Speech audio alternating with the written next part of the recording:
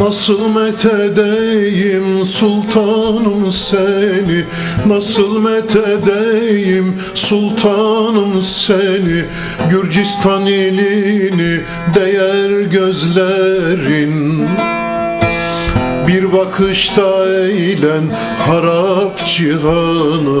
Cezayir Tunus'u değer gözlerin, Cezayir Tunus'u değer gözlerin. Darılma sevdiğim söylenen söze, ne hoşça yakışmış benlerin yüze.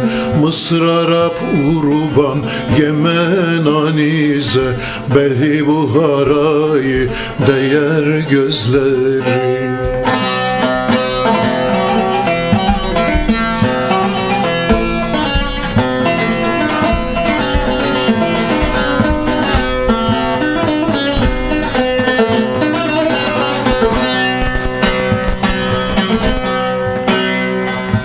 Emeydim ağzındaki dilini, emeydim ağzındaki dilini, dereydim koynundaki gülünü.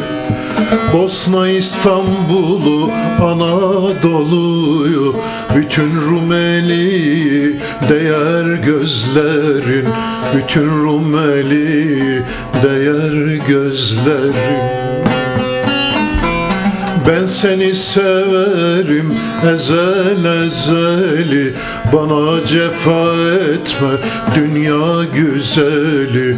Bağdat'ı, Basra'yı, Acem, Şiraz'ı, bütün Hindistan'ı değer gözlerim.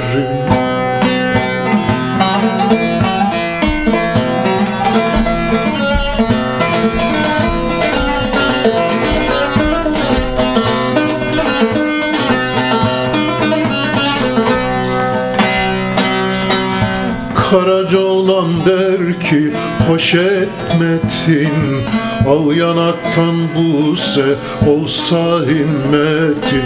100.000 şehir saysam değmez kıymetin, hasılı cihanı değer gözlerin, hasılı dünyayı değer gözlerin.